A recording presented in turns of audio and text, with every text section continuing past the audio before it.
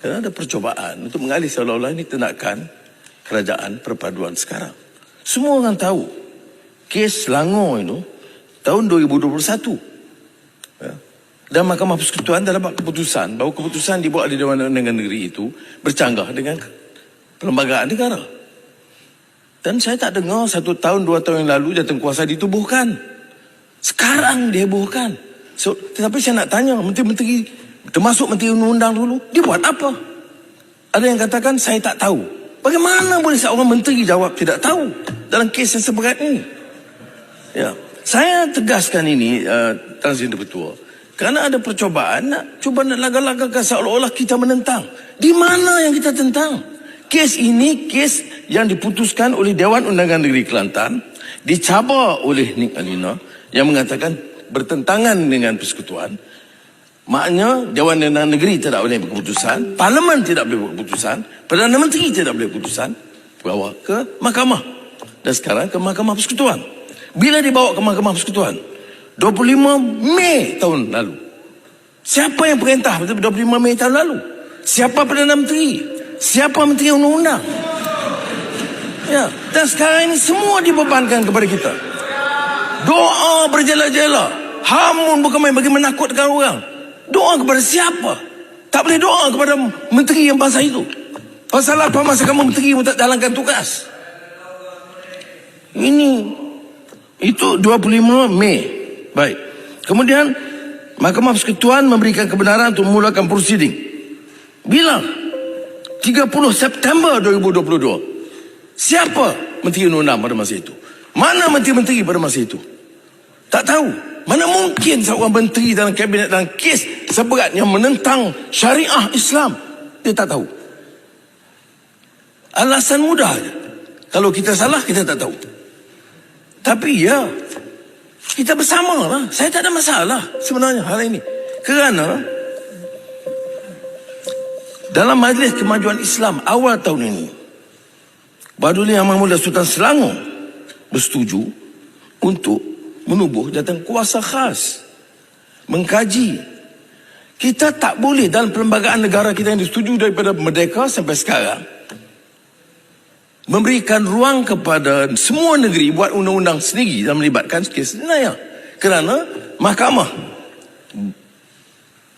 ada mahkamah syariah, ada mahkamah sivil di bawah federal, mahkamah syariah bawah negeri, polis di bawah federal, penjara di bawah federal. Jadi sebab itu harus ada rundingan. Mengapa tidak ada rundingan pada tahun 2020-2021? Tanya menteri pada masa itu.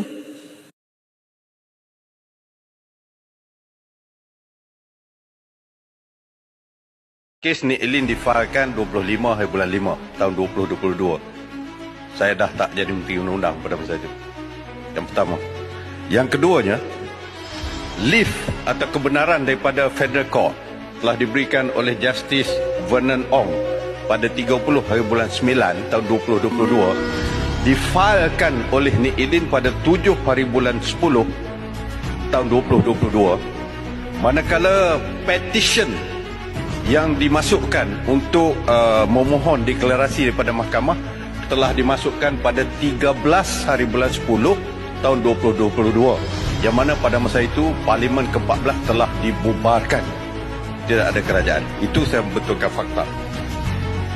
Tuan Yang Berhormat Tuan Ketua, saya walaupun Yang Berhormat Perdana Menteri telah menjelaskan bahawa jawatankuasa khas telah ditubuhkan sebagaimana cadangan ataupun titah sebenarnya daripada Baduli Yang Mulia Sultan Selangor supaya jawatankuasa khas kajian tentang kompetensi DUN untuk menggubal undang-undang Islam dan juga enakmen negeri ditubuhkan.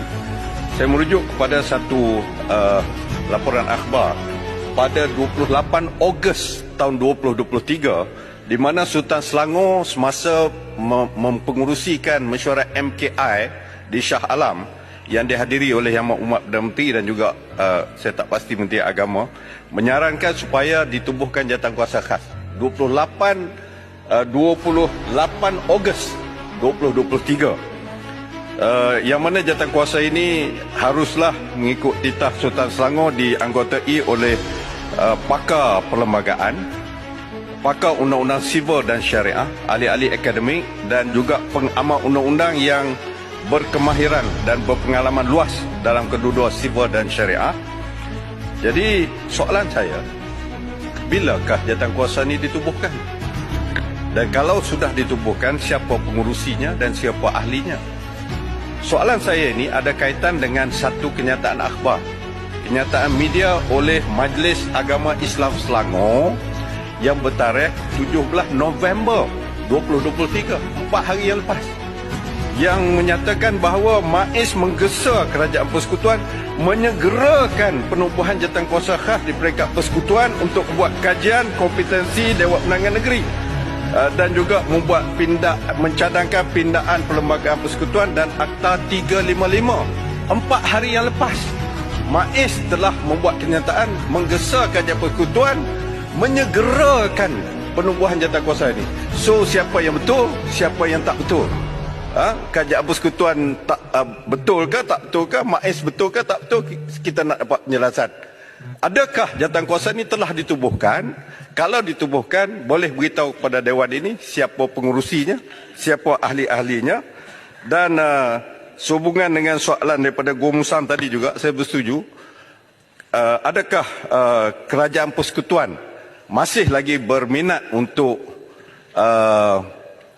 mencadangkan pencelahan, intervene dalam kes ini, kerana sepanjang prosiding yang diadakan di Mahkamah Persekutuan tidak ada wakil kerajaan, khususnya daripada AGC, daripada Attorney General Chambers ataupun Jabatan Pengawal Negara. Adakah kerajaan berhasrat untuk melakukan pencelahan? Masih boleh lagi dalam peringkat ini kalau ikut prosedur mahkamah.